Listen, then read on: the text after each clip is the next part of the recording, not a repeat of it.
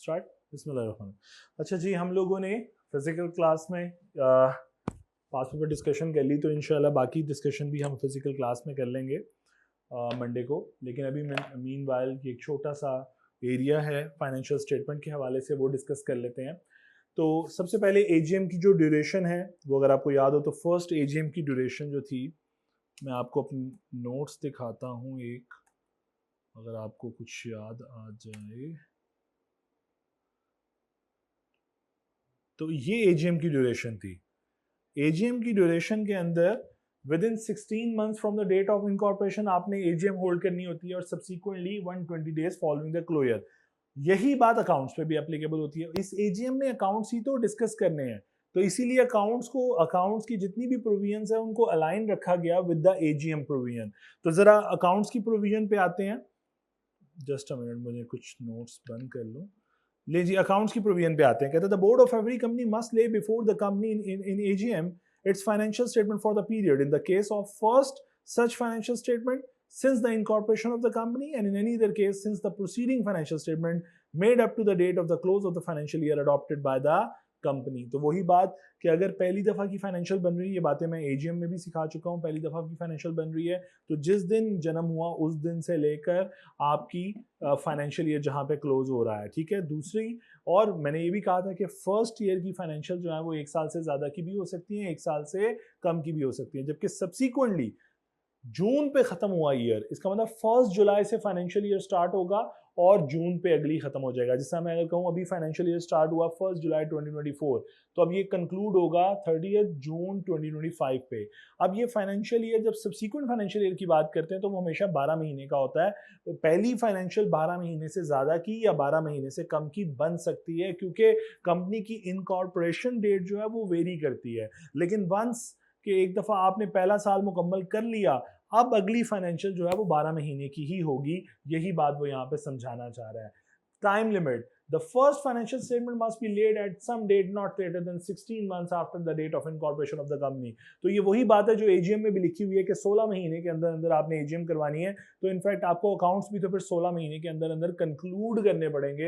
And subsequently once in every calendar year the financial statement must be laid within a period of 120 days following the close of the financial year. तो वही बात जो AGM का rule है 120 का, वो इसका भी रूल है। However, in the case of a listed company, आपको एक्सटेंशन मिल सकती है, कमीशन देगा, और अगर आपकी अदर देन लिस्टेड है तो रजिस्ट्रार आपको एक्सटेंशन देगा, और एक्सटेंशन मैक्सिमम आपको 30 डेज की मिलती है। और ये सेम एक्सटेंशन डेज वही हैं जो एजीएम में भी आपको एक्सटेंशन मिलती थी, ठीक है। Then as the duration of a financial year, the period to which the financial statement aforesaid relate not being the first shall not exceed 1 year except where special permission of the registrar has been obtained। जैसा मैंने कहा कि subsequent year 12 महीने से ज्यादा के नहीं हो सकते। हाँ, स्पेशल परमिशन मिल जाए तो वो एक अलग बात है, अदरवाइज टोटल पीरियड जो होगा वो 12 महीने का ही रहेगा, ठीक है जी। अगली बात, ऑडिट। आपने फाइनेंशियल स्टेटमेंट का ऑडिट भी कराना है, ऑडिटेड रिपोर्ट भी अटैच करनी है, लेकिन एक एक्सेप्शन मौजूद है कि अगर आपकी कंपनी का पेड अप कैपिटल 1 मिलियन या उससे ज़्यादा होगा तो फिर the auditor shall not, the requirement shell not apply. अगर कोई प्राइवेट कंपनी है और उसका पेड अप कैपिटल 1 मिलियन या 1 मिलियन से ज़्यादा है तो उस पर ये रिस्ट्रिक्शन वो कहता है अप्लाई नहीं होती। दोबारा पढ़ देता हूँ, requirement of the audit shall not apply to a private company having a paid up capital not exceeding 1 million or such higher amount of the paid up capital as may be notified। तो अगर 1 million या 1 million से ज़्यादा ना हो, यानी कि slab जो है वो 1 मिलियन की है, तो 1 मिलियन तक ना हो तो आपको ऑडिट कराने की ज़रूरत नहीं है, ये वो कहना चाहता है। इसी वजह से जो आपकी कंपनीज़ हैं वो इंटेंशनली अपना पेड अप कैपिटल 1 मिलियन से कम रखती हैं ताकि उनको इनिशियल ईयर्स के अंदर अपने जहाँ पे वो खुद स्ट्रगल कर रहे होते हैं वहाँ पे ऑडिट कराने की ज़रूरत या रिक्वायरमेंट पेश ना आए। और फिर अगर फॉर एग्जांपल सब कुछ हो गया तो आपको मेंबर को फिर डिस्पैच भी करना है। तो every company shall send audited financial statement together with the auditor report, director report, और in case of a listed company chairman review report. अगर आपको वो चार्ट याद हो तो मैं आपको दोबारा एक दफ़ा दिखा देता हूँ। ये था ना कि आप एक दफ़ा फाइनेंशियल स्टेटमेंट ऑथराइज कराते हो सीईओ डायरेक्टर से, और उसके बाद अगर कंपनी लिस्टेड है तो सीएफओ भी करेगा, साइंड हुई तो ऑडिट रिपोर्ट इशू होगी, ऑडिट रिपोर्ट साइंड हुई तो नोटिस ऑफ द मीटिंग जाएगा, और नोटिस ऑफ द मीटिंग के साथ director report audited financial statement including audited report और चेयरमैन रिव्यू रिपोर्ट अगर कंपनी लिस्टेड है तो ये नोटिस ऑफ द मीटिंग के साथ जाएगी, जो कि तकरीबन 21 दिन पहले जाएगा। और किस किस को जाएगा? मेंबर को भी नोटिस जाना है, और अगर लिस्टेड कंपनी है तो 2-3 लोग और हैं जिनको नोटिस जाएगा। एक रजिस्ट्रार है, आपका कमीशन है, और आपका पाकिस्तान स्टॉक एक्सचेंज है। ठीक है जी। तो जरा अब हम आते हैं वापस पढ़ने के ऊपर, रीडिंग के ऊपर। तो वो कहते हैं every company shall send audited financial statement together with the auditor report, director report, listed company के केस में chairman report, to every member of the company and every person who is entitled to receive notice of the general meeting either by post or electronically at least 21 days before the date of the meeting at which it is to be laid before the member of the company। तो 21 दिन बाद जब meeting का notice meeting आएगी तो उसमें सामने रखी जाएगी और उस पर डिस्कशन होगी। Copy at the register office. The company shall keep a copy of the financial statement together with the said report at the register office of the company for inspection of the member। तो जहाँ इतनी कापियाँ भिजवाई हैं members को, registrar को, commission को, तो एक copy का सेट जो है आप कंपनी के रजिस्टर ऑफिस में भी रख लें ताकि कोई देखना चाहे तो देख ले। और filing to authorities by listed company, तो ये वही जो भी मैंने चार्ट पढ़ाया कि listed company shall simultaneously with the dispatch to the member send by post 3 copies and electronically a copy of such financial statement together with the said report to each of the commission, registrar and security exchange and also post the same on the company website। तो 3 कॉपियाँ आप इन सबको भिजवा देंगे, commission को 3 कॉपियाँ, registrar को, Pakistan stock exchange को, और कंपनी की वेबसाइट पे भी लिखवा देंगे। The report shall be made available on the website of the company for the time being as may be specified. तो उतनी देर पे वेबसाइट के लिए पड़ी रहेगी जितनी देर लॉ ने स्पेसिफाई किया, लेकिन लॉ ने किसी किस्म की कोई रिस्ट्रिक्शन नहीं डाली हुई, इसीलिए कंपनी भी दोबारा एक दफ़ा वेबसाइट पर डालती हैं तो दोबारा उसे नहीं हटाती। अनलेस पब्लिक सेक्टर कंपनीज कुछ ऐसा करती हैं कि वो उसमें से निकाल लेती हैं थोड़ा सा, लेकिन अदरवाइज नहीं रिमूवल होती। लें जी, approval and authentication of the financial statement. तो ये बात आप लोगों को बल्कि चैप्टर 8 से याद है, ये है जी ऑथराइजेशन एंड अप्रूवल। तो जरा पढ़ते हैं। The financial statement must be approved by the board of the company and signed on behalf of the board by the chief executive and at least 1 director of the company. तो यही बात यहाँ पे लिखी हुई है, chief executive and at least 1 director. And और अगर लिस्टेड कंपनी हो तो उस केस में CFO, तो लिस्टेड कंपनी हो तो उस केस में CFO। फिर कहता है where the chief executive is for the time being not available in Pakistan. अगर चीफ एग्जीक्यूटिव पाकिस्तान में नहीं है तो क्या करें? देन फाइनेंशियल स्टेटमेंट में be signed by at least 2 director. तो फिर चीफ एग्जीक्यूटिव की जगह आपका चीफ एग्जीक्यूटिव ऑफिसर नहीं है, उसकी जगह फिर आपके कम से कम 2 डायरेक्टर। लेकिन अगर कंपनी के डायरेक्टर ही 2 हों तो फिर एक दफ़ा प्रैक्टिकल केस ऐसा आया कि 2 डायरेक्टर्स थे, एक चीफ एग्जीक्यूटिव था, एक डायरेक्टर था, और एक बंदा चीफ एग्जीक्यूटिव ऑफिसर पाकिस्तान से बाहर था। तो फिर SECP ने हमें कहा कि आप एक के साथ ही जमा करवा दें, बाद में देखी जाएगी। तो ऐसा भी सिनेरियो होता है कि समटाइम्स आपके पास ऑल्टरनेट डायरेक्टर मौजूद नहीं होता। जैसा प्राइवेट कंपनी है, प्राइवेट कंपनी के अंदर मिनिमम डायरेक्टर 2 हैं, अब वो 2 ही रखे जाते हैं, उनमें से एक बाहर चला जाए तो पीछे साइन करने के लिए आपके पास चीफ एग्जीक्यूटिव नहीं होता। तो ऐसी प्रैक्टिकल इम्प्लीकेशन कई दफ़ा आ जाती हैं, लेकिन लॉ कहता है कि अगर चीफ एग्जीक्यूटिव नहीं है तो कम से कम 2 डायरेक्टर उसकी जगह साइन कर दें। Affidavit by certain private companies in case of a private company having a paid up capital। अच्छा, अब एक और चीज़, प्राइवेट कंपनी है, अब वो कहता है उस केस में एक और छोटी सी एफिडेविट, वो हलफनामा नहीं होता, वो एक रिक्वायरमेंट है जो प्राइवेट कंपनी के केस में अप्लाई होती है, लेकिन वंस अगेन इसकी भी लिमिट है। इसलिए वो कहता है इन case of a private company having a paid up capital not exceeding 1 million. अभी 1 मिलियन की लिमिट हमने ऊपर भी पढ़ी है कि अगर आपका पेड अप कैपिटल 1 मिलियन से ज़्यादा ना हो तो आपको ऑडिट कराने की ज़रूरत है। अब वो ये कह रहे हैं कि अगर आपका पेड अप कैपिटल 1 मिलियन से ज़्यादा ना हो तो फाइनेंशियल स्टेटमेंट के साथ एक हलफनामा अटैच कर दें, एक एफिडेविट अटैच कर दें जो कि साइन कर दें। ठीक है, कहते हैं the financial statement shall be accompanied by an affidavit executed by those who signed the financial statement. जिन्होंने फाइनेंशियल साइन किया है वही एफिडेविट साइन कर दें that the financial statement has been approved by the board. ये इस बात का सबूत कि जी बोर्ड ने इसको अप्रूव कर दिया है। तो एफिडेविट लगाना पड़ता है, एक एडिशनल रिक्वायरमेंट है, लेकिन कोई बात नहीं, कोई इतनी मुश्किल रिक्वायरमेंट नहीं है। और अगर सिंगल मेंबर कंपनी है, the financial statement of single member company shall be signed by the 1 director. भाई वो एक ही बंदा है जो सारी चीज़ों का करता धरता है। Filing of financial statement with the registrar. अब फाइनेंशियल स्टेटमेंट बन गई, सब कुछ हो गया, फाइल भी तो करना है। तो कहता है after the audited financial statement have been laid before the company at the AGM and duly adopted. देखो मैंने ये कहा था कि आप लोगों को एक मिसकंसेप्शन है कि मेंबर अप्रूव करते हैं, जबकि ऐसा नहीं होता। फाइनेंशियल हमेशा डायरेक्टर अप्रूव करते हैं, मेंबर उसे अडॉप्ट करता है। तो कहता है अगर फाइनेंशियल स्टेटमेंट ऑडिट हो गई हो और अडॉप्ट कर ली गई हो तो a copy of such financial together with the report, जितनी भी आपने बात की जिसमें डायरेक्टर रिपोर्ट है, ऑडिटर रिपोर्ट है, आपकी चेयरमैन रिव्यू रिपोर्ट है, कहते हैं and the documents required and duly signed. और जिस तरह वो प्राइवेट कंपनी थी उस केस में आपको एफिडेविट भी लगाना पड़ रहा था।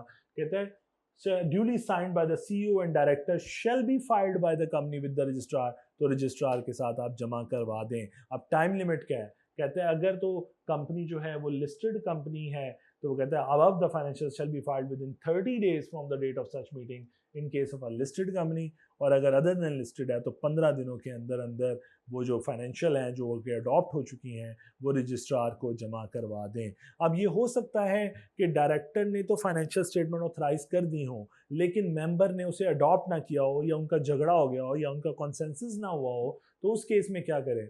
वो कहते हैं उनको लड़ने दें, आप कॉपी जमा करा दें। If the journal meeting before which the financial statement is laid does not adopt the same or defer the consideration thereof or is adjourned, a statement to of that effect and the reason thereof shall be annexed to the said financial statement required to be filed with the registrar। तो कहता है इस fact के statement और reasons कि ऐसा क्यों हुआ, क्यों अडॉप्ट नहीं हुई, इस फाइनेंशियल स्टेटमेंट के साथ अटैच करें और रजिस्ट्रार को जमा करा के कंपनी अपनी जिम्मेदारियों से पाक हो जाए। अब आगे कहता है कि जो अकाउंट सबमिशन की मैंने आपसे इतनी लंबी कहानी छेड़ी है, ये अकाउंट सबमिशन की ज़रूरत नहीं है अगर कंपनी का पेड अप कैपिटल 10 मिलियन या उससे ज़्यादा ना हो। यानी 1 मिलियन पे ऑडिट कराने की ज़रूरत नहीं है, 1 मिलियन तक और 10 मिलियन तक अकाउंट्स फाइल कराने की ज़रूरत नहीं। इसका मतलब है अगर किसी कंपनी का पेड अप कैपिटल 7 मिलियन है तो 7 मिलियन के ऊपर वो ऑडिट तो कराएगी बट अकाउंट फाइल नहीं करेगी। So having a paid up capital not exceeding 10 million or such higher amount as may be notified by the commission। ले जी, इसके साथ ही हम आते हैं क्वार्टरली फाइनेंशियल स्टेटमेंट के ऊपर। नेक्स्ट टॉपिक है बेटा क्वार्टरली फाइनेंशियल स्टेटमेंट का जो कॉन्सेप्ट है वो लिस्टेड कंपनी पे अप्लाई होता है और किसी कंपनी पे अप्लाई नहीं होता। That's why section 237 deals with the listed company quarterly financial statement. ठीक है, जो टाइम पीरियड की बात करें, अब क्वार्टर क्या है? फॉर एग्जाम्पल एक साल में 4 क्वार्टर हैं, 3 महीने का क्वार्टर है, तो Q1 को ऑडिट कराने की ज़रूरत नहीं होती। Q2, Q1, Q2, Q3, Q4। अब देखो होता ऐसे है कि पहले 3 महीने का जो क्वार्टर बनता है Q1, फिर 2, फिर 3, फिर 4, हमारे में Q2 की जगह हाफ ईयर फाइनेंशियल बनती हैं और हाफ ईयर फाइनेंशियल ऑडिटर को रिव्यू करनी पड़ती हैं। इसे कहते हैं limited scope review. Limited scope review करना पड़ता है। ठीक है, इससे पहले क्वार्टर 1 जो है वो 3 महीने का क्वार्टर है और इस 3 महीने के अंदर इसको ऑडिट कराने की ज़रूरत नहीं होती, इसलिए इसकी फाइनेंशियल के साथ अनऑडिटेड लिखा जाता है।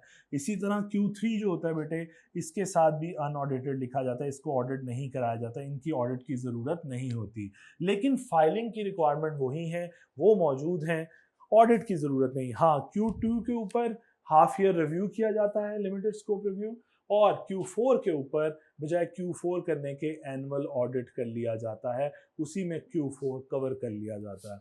लेकिन टाइमलाइन है कि every listed company shell prepare the quarterly financial statement with in the period of, अगर पहला क्वार्टर है या थर्ड क्वार्टर है तो विद इन 30 डेज और 30 days of the close of the first and third quarter of its year of account, कि जिस दिन क्वार्टर क्लोज होता है वहाँ से 30 दिनों के अंदर अंदर आपने फाइनेंशियल स्टेटमेंट प्रिपेयर करनी है। और जो हाफ ईयर है, चूंकि उसमें टाइम ज़्यादा होता है, फाइनेंशियल ज़्यादा है और उसका लिमिटेड स्कोप रिव्यू भी है, ऑडिटर ने आके रिव्यू भी करना है, तो इसलिए 60 दिन का टाइम दिया गया है क्वार्टरली फाइनेंशियल स्टेटमेंट को, Q2 को या हाफ ईयर फाइनेंशियल्स को।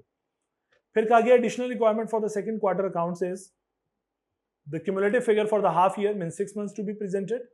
It shall be subject to a limited scope review by the statutory auditor of the company. ये बात समझा दूं कि रिव्यू वही कंपनी करती है जो ऑडिट फर्म करती है जो कि एनुअल ऑडिट कर रही होती है। यानी कि इसका मतलब ये कहना चाह रहा हूं कि लॉ इजाजत नहीं देता कि एनुअल ऑडिट किसी और से कराओ और रिव्यू कोई और करे।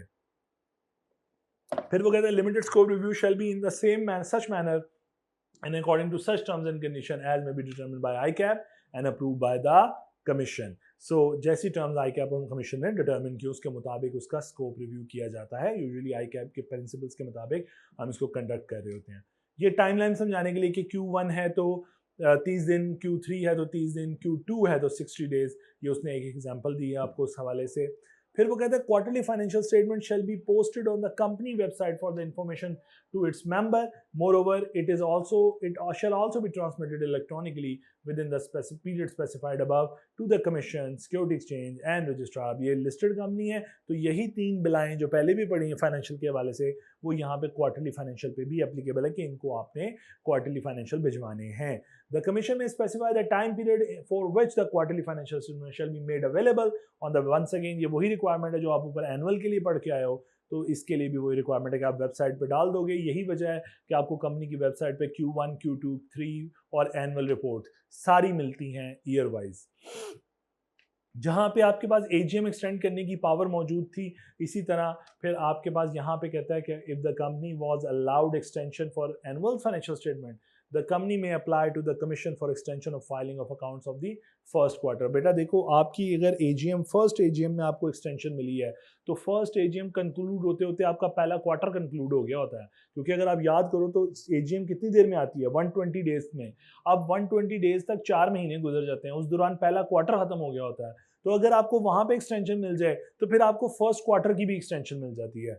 और एंड द कमीशन में extend the period of filing for a period not exceeding 30 days.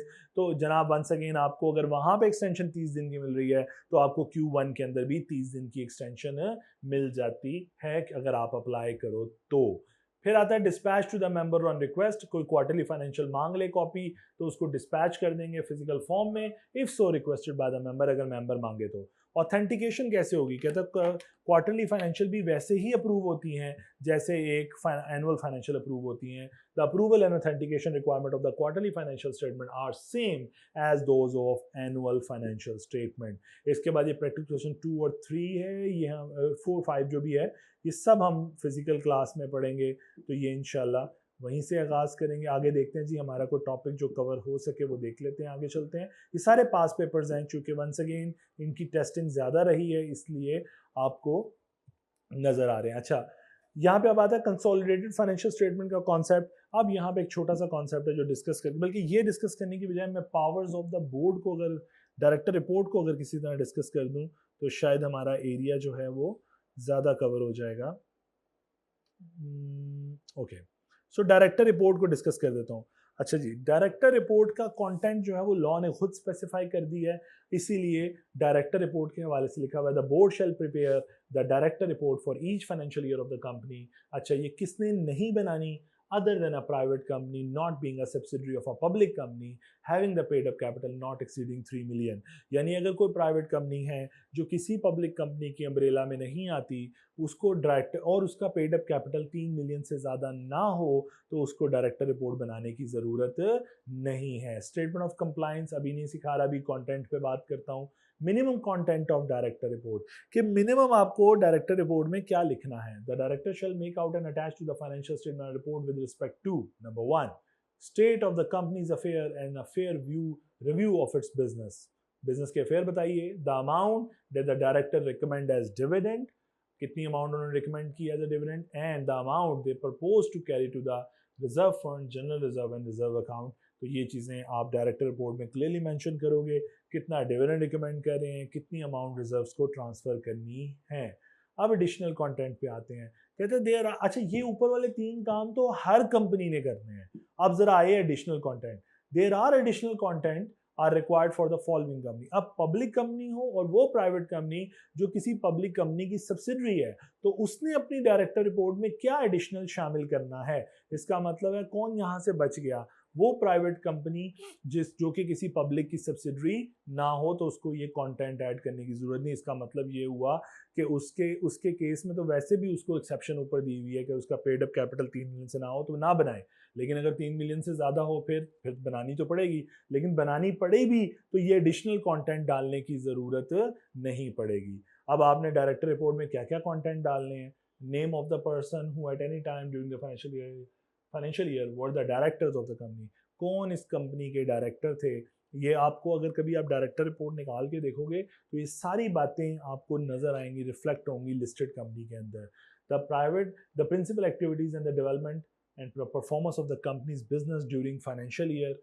जो भी प्रिंसिपल एक्टिविटीज़ हैं आपकी, ठीक है। Description of the principal risk and uncertainty facing the company, कौन कौन से खतरात जो हैं वो लागू हैं। Any changes that have occurred during the financial year concerning the nature of the business of the company or of its subsidiary or any other company in which the company has interest, किसी भी किस्म की कोई changes अगर हुई हैं nature of the business में, आपकी सब्सिडरी के बिजनेस की नेचर में, या और एनी अदर कंपनी, और या ऐसी कंपनी में जिसमें आपका इंटरेस्ट है या आपने इन्वेस्ट किया हुआ है। फिर information and explanation in regard to any content of modification in the audit report. अगर ऑडिट रिपोर्ट के अंदर क्वालिफिकेशन लग गई है, कोई मॉडिफिकेशन कर दिया ऑडिटर ने, तो उसकी रीज़न जस्टिफिकेशन कि ऐसा क्यों हुआ है, ऑडिटर ने पॉजिटिव रिपोर्ट क्यों नहीं दी, अनक्वालिफाइड रिपोर्ट क्यों नहीं दी, या अनमॉडिफाइड रिपोर्ट क्यों नहीं दी। Information about the pattern of holding of the share in the form specified, pattern of share holding attach हो जाता है इसके साथ।